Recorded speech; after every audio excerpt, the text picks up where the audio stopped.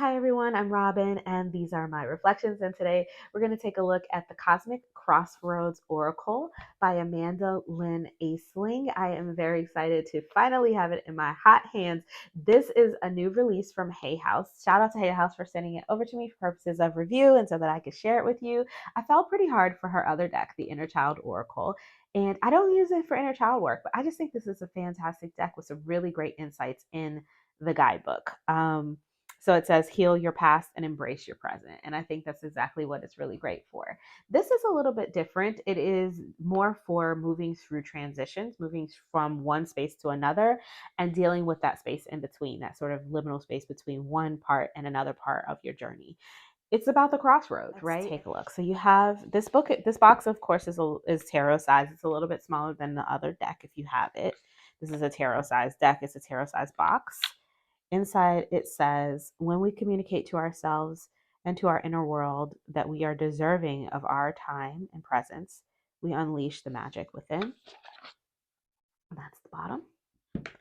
Okay, these are the backs. I love these backs. I don't know if we are looking at the darkness being burned away by the light, or the light, or this heat being cooled by the darkness. I don't know if like the darkness, because the moon you would think is night, right? And the yellow makes me think sun, and then the black gives me like burned away. So I'm like, is the sun burning through the night here to reveal stars and moon, and lunar energy? Or do we have the moon kind of cooling the fire of the sun? I don't know. I don't know. And I'm like, I have questions, but I think that the fact that I have all of those thoughts by just looking at this back makes me happy. So I don't know. I think it makes me think, and I like it. Here they are. Nice stand out. So you do get a full table of contents, and all the cards are numbered, so they're really easy to find in the book anyway, but if you want a table of contents, it's there. The Cosmic Crossroads Oracle is a tool for emotional navigation to be used in times of change and uncertainty. Within these times of transition, we can experience sudden loss and upheaval that brings chaos and fear to our internal world. This deck is designed to support anyone who finds themselves standing at a crossroad, unsure of the way to go. Each card helps navigate states of being we experience in times of transition, and offers assistance in working through these states. Amanda states that this is her current view of the realm or the crossroad that you're standing in, and each card can have many different truths. She's just giving her own personal view of the situation and the way that she would work through it. There are rituals and affirmations for each card. The rituals created for this deck are simple and accessible. And she says, I believe everyone should have the opportunity to set time apart for themselves or another. This intentional time is sacred, holy, and full of possibility. We get to choose how we interact with this beautiful, wild journey called life. And the power of presence and purpose cannot be understated. Remember to always use your intention when connecting with this deck, and participate only in what feels empowering and aligned for you. Another important component of this deck is the affirmation included for each card. These are positive statements designed to plant a message in your subconscious until you manifest their truth into the world. They are wonderful ways to shift your thoughts to healing, self-love, and personal growth. When working with this deck, the ritual is the first step in your healing practice, followed by contemplating the affirmation. Then she goes through how to draw the cards. There's a few spreads in here about shuffling, about visualizations, rituals before you start using the cards, while you're using the cards. There are rituals for each card. So she talks about how to do rituals. She gives information about how to end a ritual, some of the tools that you'll need to complete these rituals. There's a full list here. And then each one also has a crystal. Well, not all of them, but I think, well, maybe all of them. I think all of them do have a crystal associated. So she talks about those crystals here. So you have a full list, and they're repeated. So it's like there's 44 cards, but there's not 44 different crystals. Some of them are repeated. I love the way that she put all of this stuff in the beginning, because it allows you to be able to collect it all up and put it all in one space with the deck. So that way, if you just collect all of these crystals, collect all of these materials, put them all together, no matter what card you pull from the deck, you'll be able to do whatever ritual because you have all the stuff right there rather than having to run around the house or run to the store and find that stuff. You know what I mean? So I thought that was really great. It's perfect. It's perfect. It's exactly what I would want if I was going to be doing rituals from this deck, you know? She talks a little bit about the affirmations, and then she gets into the cards. You get the number, the title, some information about the energy of the card, the ritual, and right at the beginning it tells you the tools and the crystal that you need. And not all of them have tools. Some of them don't have any tools. Some of them, I think they all have a crystal, but some of them don't have any tools. They don't require any tools, and some of them require more tools. Like this one for rich play, there's no tools. You just need a piece of bumblebee jasper. You know, so each one has quite a few affirmations, some more than others. I would say if you just want to choose one, that I would probably just choose one if I was going to use the affirmations. But you can, do them all if you like. And yeah, the rituals seem really simple and easy to execute. I didn't see anything in here that seemed too difficult. Most of them just require like either a candle, a crystal, a piece of paper, a visual. Some of them are just a visualization. This is really accessible. It's really accessible for people who want something to do for each card. So if you are doing shadow work with this deck and you want to actually unlock something, but you need something to support you, these rituals could be very supportive in that. I think the rituals in this are very well chosen because so like if you're talking about surrender, you've got an eye mask and frequency music and then lace agate. There's nothing here it's not very active. It's very well chosen for the energy of the card. And they seem to go really well, and they seem to be very supportive and helping you find a place where you can then make your decision on which way to go or how to move through whatever it is you're stuck in. So these are the backs up close, and I didn't put them back in order. There are no suits or anything. The cards are numbered, and they came in alphabetical order and in numerical order when they arrived, but there's no reason for them to be in order. We have 44 cards in total. So we have individuality, reflection, grief. I will say that the keywords are nicely balanced. We don't have a whole lot of softer keywords or a whole lot of harder keywords. I would say it's a good balance. And in the guidebook, they're also balanced. So even for one of the harder keywords, there's a balance in the guidebook. For the softer keywords, there's a balance in the guidebook as far as the write-ups go. There's something to be said about when an author designs their own deck, when not designs, but illustrates or actually does the artwork for their own deck.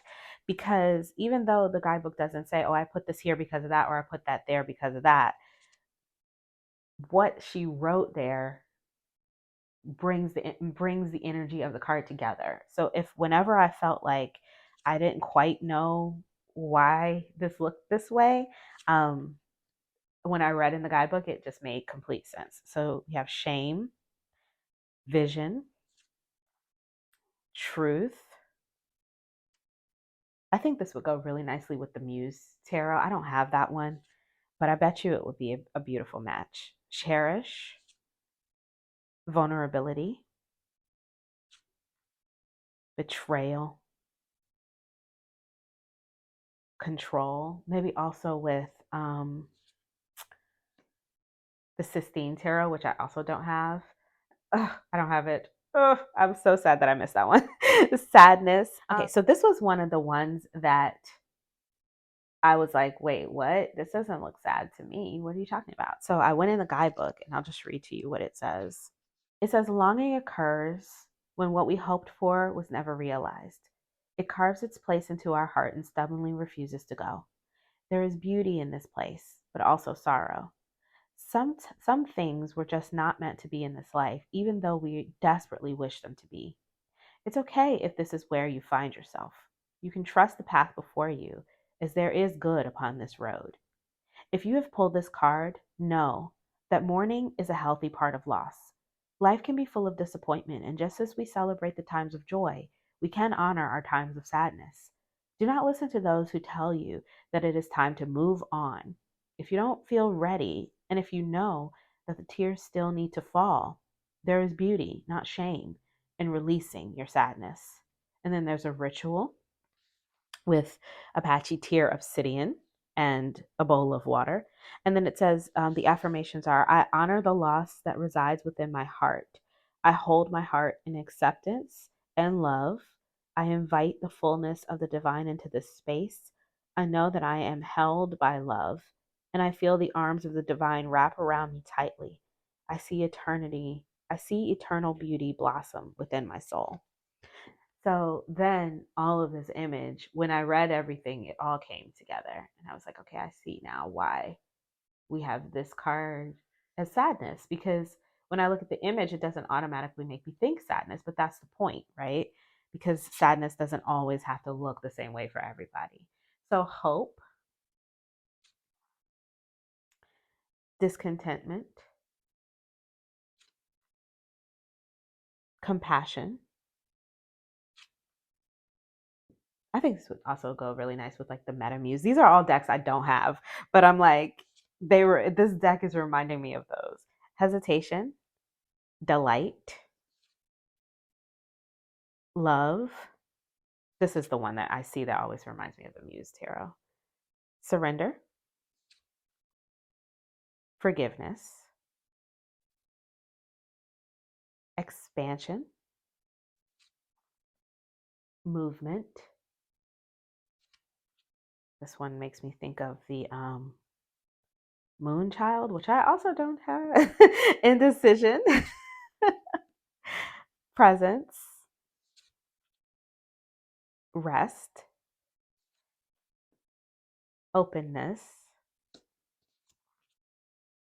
freedom, confusion, beginning, stillness. Let me just pull this up so you can see it a little bit closer. Beautiful. Storytelling, waiting. I think this is a surfboard, but I'm not sure. But I always think of surfing as being a time, like you're waiting for the waves. And I love the painting in the background. So this is like a mixed media. So she's cut out an image here and here. And then this is drawing. She drew this in. So I think that's cool. Paradox and play. It's the last one. This one was cool about the wolf and the play, when wolves play and things like that. Anyways, so let's read from the guidebook. The size of this, I'm just going to show you up against her other deck here. This is the Inner Child Oracle. This is a normal size hay house. Oh, they're everywhere. Hang on. This is a normal size hay house oracle, and you can see that this one is smaller. It is shorter and more narrow. This is a tarot size card. So if I show it to you up against a tarot deck, do I have a hay house tarot deck sitting here? I do not. All right, here is just a regular size tarot deck. You can see they're the same size. I'm trying to think of what I want to pair this with. I haven't tried pairing with anything. The only thing that I paired this with, what did I use it to read with the other day? All right, so we have waiting. Okay, so here it is. If you would like to read it for yourself, you can take a screenshot. I'm going to read it out loud. Because when faced with the unknown, our primal instinct tries to convince us to act. We feel uneasy not knowing what life will bring. There is rest, though, in knowing that time cannot be moved. It is a steady beat, a rhythm that our existence flows with in synchrony. We wait for it to come to us when we wait for it to pass. Know that this place of the unknown will not last forever, and soon you will be on the other side. If you have pulled this card, then it might be time to slow down in this moment of apprehension and let yourself rest in peace. The sensation of being rushed might be a warning sign to wait before making a decision. Give yourself plenty of space to listen and wait. Even if the answer does not come to you quickly, do not worry. It will come to you in time. The ritual, the tools are eye mask, frequency music at 432 hertz, and headphones. And the crystal are pink petrified wood and pink rhodonite. And the ritual is find a comfortable seat, put on your headphones, turn on the music, place the crystals in your left hand, and put on your eye mask. Take a deep breath in while contracting the muscles in your body, starting at the base of your spine and working up to the crown of your head. At the top of the breath, hold the breath and the contraction. Count to 5 and then slowly release your breath. As you exhale, relax your muscles until they become loose and slack. Do this 3 times or until you feel relaxation within your body. Now that you have opened up your physical body, it's time to allow the music to take you on a journey. Continue to breathe deeply and surrender to the flow of the music. Find peace now in the act of waiting. Affirmations. I pause and find rest in waiting. I am not in a rush. I know that I can take my time and that I do not need to move quickly. I find peace in this space now. And that is what the guidebook reads like. So I mentioned a couple of decks during the flip through that I think would go really nicely with this, but of course I don't have them here to try. So I don't know what I want to try with this. I have a couple on my mind. I'm going to pull them out. We're going to see how they do, but I just used this deck in a celebrity court reading the other day. And I can't remember for the life of me what deck I used with it, but whatever it was, they read really well together. They were like in sync. I can't remember what deck it was. So I'm going to pull some stuff. Give me a minute. Let me go see what I have. So let's start with something that I know is going to go really well with it. This is the Magical Nature Tarot. This is an indie deck that you can find on the creator's website. I don't know if you can buy this on Etsy or not, but I know you can buy it directly from their site. So let's just take a look at this one. Pretty sure this is going to go nicely with it. So we start with the Knight of Pentacles and the Eight of Wands and forgiveness.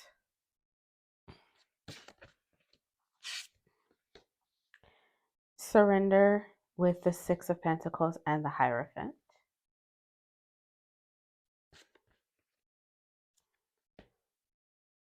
Ace of Cups with the Ace of Pentacles and love.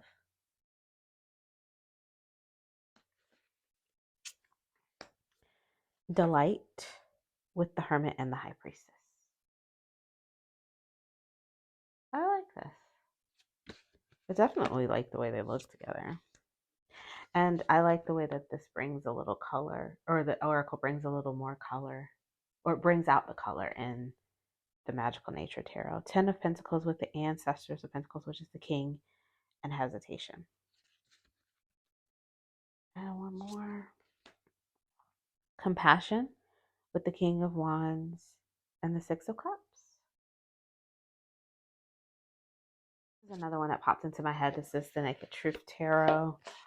I'm not sure how this is going to work, but we're going to try it anyway and just see, because I'm curious. We got the Four of Wands and the Enchantress with Compassion. Enchantress is one of the extra cards in this deck. Discontentment with the Ace of Coins and the Page of Swords.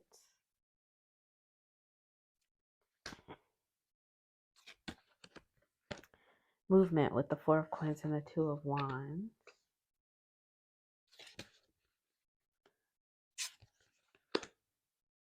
Four of Cups with the Queen of Swords and expansion. Yeah, I like this too. Queen of Swords and Four of Cups with individuality. Let's see what's under here. The Moon and the Empress. There's an energy to this that I enjoy. I tend to think of this tarot deck as being kind of watery, but with this oracle, it feels it feels fiery to me. And I like this. Let's try this fun little deck I got off Etsy. I think it's called, I don't even know. I can never tell. I think it's called the Madame Claire. I think this one is called the Madame Clara Sees All Tarot. This is a fun little deck I got off Etsy. I love it. It has keywords. It's by the same people that did the 5-cent tarot. It is also sort of collagey, but I don't know, it's a weird thing they've done here. They've taken the color out of these sort of ancient statues and stuff and put more color and then layered.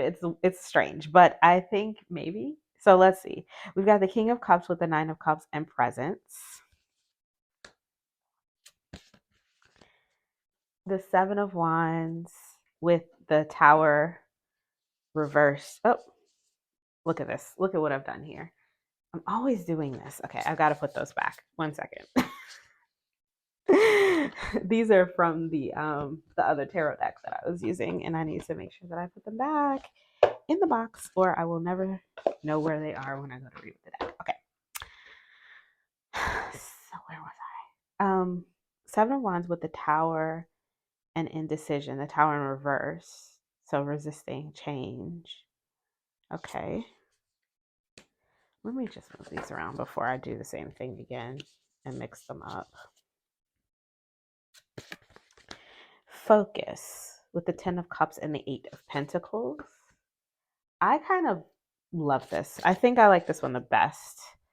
Out of all of it, I don't know, there's something about the black borders on the tarot that I feel are drawing this oracle right to it. And I'm feeling it. I'm feeling this whole vibe. So we have the Three of Wands and the Nine of Swords with reflection. And let's just try one more. Yes, the Ten of Swords with the Queen of Cups and openness. I feel like I don't have a lot of decks that go with this tarot deck. I don't usually use it with an oracle because nothing really looks great with it. And it doesn't really need an oracle because it has keywords and stuff. But I love these together. So I'm probably going to try them. We'll see. We'll see how it goes when in actual use. But like this, I'm here for it. So this is, again, the damned if I know the name of this deck. I think it's called the Madame Claire. I'll put the link in the description box below. And before we go, let's try it next to its sister deck, birthed by the same creator. Sister only because it's birthed by the same person, not because they are anything alike. But let's just try them together here. So we've got sadness with be true to who you are. Fear will not stop you from shining. Play with pull yourself close. Every part of you of your being is deserving of love. Paradox. With practice freedom, release the weight of judgment. These actually kind of go nicely together, to be honest. Well, I mean, it's the same artist, but I didn't think the energies would match up, but they kind of do. Okay, so we have attachment with you deserve to be seen, let yourself be known. So if I was to pull these together, we have like almost like a light and shadow. So it's like if you are dealing with attachment or codependency, maybe what is causing you to not be able to let go is that you feel like you're not being seen without that other person, or you can't be heard without that other person, but you can let yourself be known. You can be seen. And when you do that, it might help you release the attachments that you have to whatever's dead here that she's holding on to. Denial. Spend time in nature. Let the beauty of nature refresh your soul. Adventure. There is hope ahead. Have courage and take heart, for there is hope. I like this too. I don't even know. Like, I feel like, what would I use this for? It's just fun to have them together, and the messages are lovely. But I don't know. I have to do a little bit more, look a little bit more into this. It wasn't something I was expecting to even think went together. So for me, so far, I've used this deck for daily pulls, but it is a little bit, I don't know, it's a little edgy for daily pulls for me. Sometimes I don't want to, like maybe midday, but like beginning of the day, I'm not trying to get this deep. But I think it works really well if you are trying to get deep. If you do want to go deep with your reading, this is fantastic for that. Like I said, I used it for when I was doing a celebrity court case reading. It worked very well to clarify that reading.